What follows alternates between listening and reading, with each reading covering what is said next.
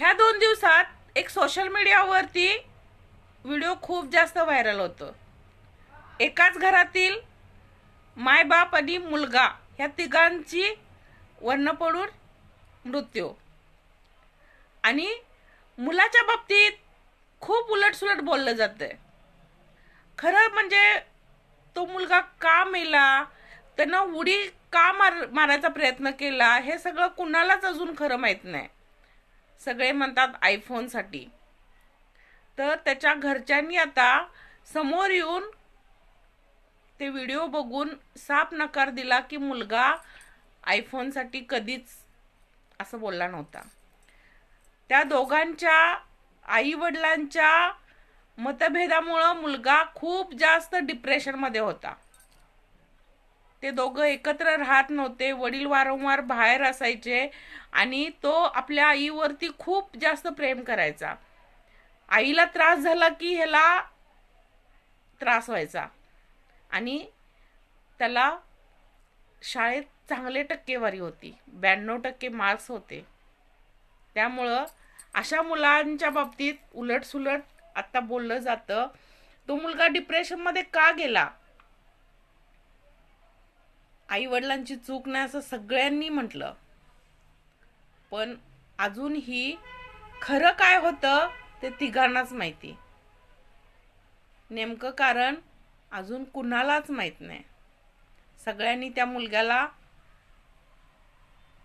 चुकीचं ठरवलं. हां, मान्य आहे की त्या मुलग्यानं आई वडिलांच्यात जे काही वाद आहेत ते घरात बसून समंजसपणानं सोडवायला पाहिजे होते. इतकं टोकाचं पाऊल उचलायला नको होतं, कारण त्याची आई त्याच्यावरती आणि तो आपल्या आईवरती खूप प्रेम करायचा. ती दोघं एकमेकांसाठी होती ना.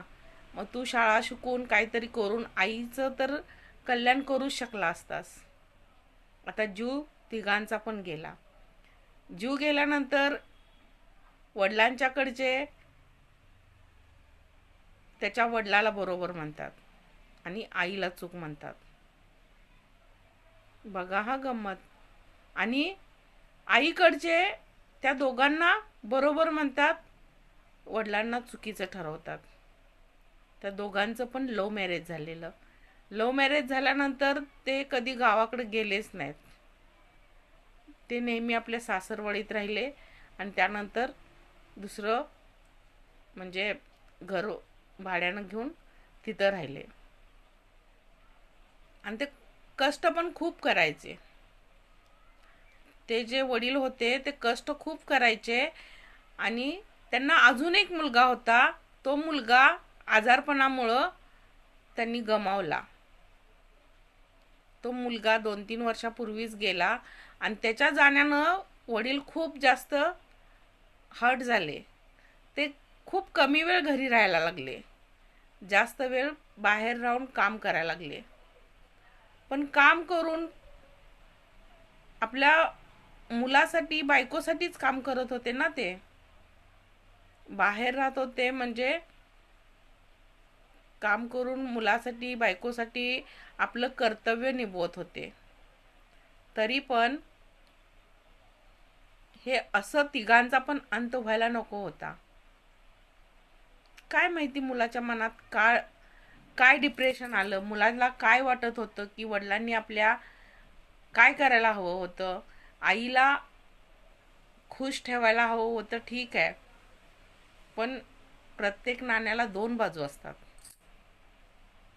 खूप लोकांनी त्या मुलाला चुकीचं ठरवलं. पण मुलं डिप्रेशनमध्ये का जातात,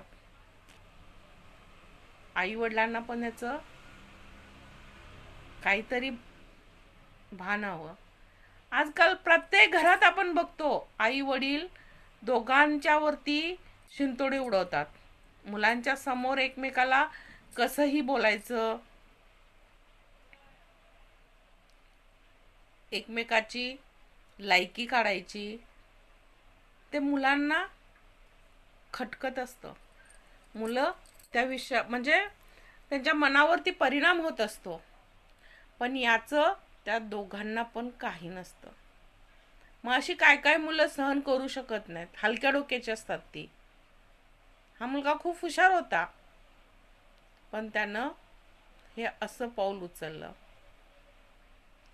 तर हे सोशल मीडियाचं जग आहे ना, ज्या गोष्टी तुम्हाला माहीत नाहीत त्या गोष्टीत सुद्धा काही ना काहीतरी तर्क लावून व्ह्यूज आणि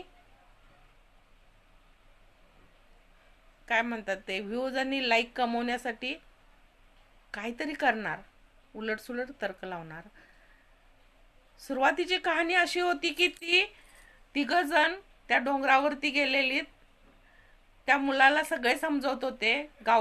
गावातले सरपंच पण आलेले, त्याला सांगत होते की तुला आयफोन देतो. त्याची आई म्हणाली की तुझे वडिलांबरोबर मतभेद आहेत ना, राहू दे, आपण दोघं राहूया. त्याला काय आई वडिलांकडं वदवायचं होतं ते त्याचं त्यालाच माहिती.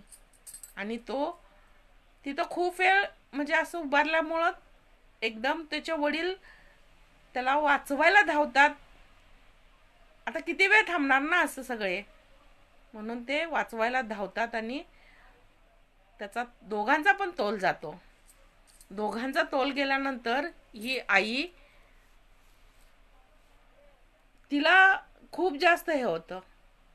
ती पळत जाऊन त्यांच्या मागं उडी मारते आणि तिघांचा पण मृत्यू होतो. एका घरातली तिघं आपले प्राण गमावतात. सोशल मीडियावर उलटसुलट तिघांच्या बद्दल बोललं जातं. आता त्या इस्माची बहीण पण समोर आली आणि ती बहीण सांगते, माझा भाऊ म्हणजे भावाबद्दल ती पण सांगा लागली. इकडं तिला 4 बहिणी होत्या आणि त्या 4 बहिणीपैकी आता 3च बहिणी राहिल्यात, म्हणून तिची बहीण खूप रडत रडत सांगत होती की असे उलटसुलट काही तर्क लावू नका, तुम्हाला खरं काय आहे ते माहीत नाही कुणाला. बरोबर आहे ना तिचं. एखाद्या विषयी जर माहीत नसेल खरं काय आहे, तर त्या मुलाला जर तुम्ही सगळेजण मिळून शिवा घालत असाल, त्याच्या घरच्यांना कुठंतरी हर्ट होणारच ना. सोशल मीडियावरती सगळे सगळे एकूण झेड लोकांनी व्हिडिओ बनवले आणि त्या तिघांविषयी तर्क लावले. पण ज्या गोष्टी माहीत नाहीत त्यांच्या घरचे ह्या दुःखातनं बाहेर येऊ शकले नाहीत आणि ह्या सगळ्याचं उत्तर देऊ शकले नाहीत, तोपर्यंत खूप जास्त व्हिडिओ व्हायरल झाले. कुणी काय म्हणालं, कुणी काय म्हणालं, त्या सगळ्यांचे व्हिडिओ आजकाल पूर्ण सोशल मीडियावरती प्रत्येकापर्यंत प्रत्येक घरात पोचलेले आहेत. की आयफोनमुळं मुलांना असं केलं, तर त्या आयफोनचं त्याच्यात काही संबंध नव्हता. त्याच्याकडं आयफोन ऑलरेडी होता. कोण म्हणते त्या आयफोनचे हप्ते तटलेले, पण त्यांच्या घरच्यांनी ह्या गोष्टीला साफ नकार दिलाय की ह्याच्यात ह्या कुठल्याच आयफोनचं किंवा ह्याच्यामुळं त्या मुलानं तसं केलेलं नाही. तर जग खूप विचित्र आहे. जे माहीत नाही त्याच्या सुद्धा तर्क लावून लोकांना त्याची मजा घेण्यात खूप इंटरेस्ट आहे. त्या तिघांचंही दुर्दैवी मृत्यू झाला. त्या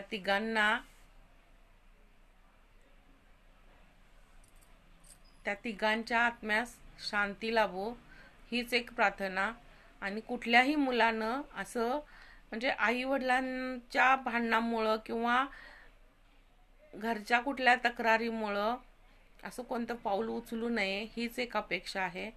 व्हिडिओ बनवण्याचा उद्देश इतकाच आहे की मुलांनो, खरोखर ह्या अशा किरकोळ गोष्टी, भांडण वगैरे आता सगळीकडे झाले, त्यामुळं आपण ते काय बदलू शकत नाही. तुम्ही स्वतः थोडं मोठेपण तुमच्या अंगी येऊ दे.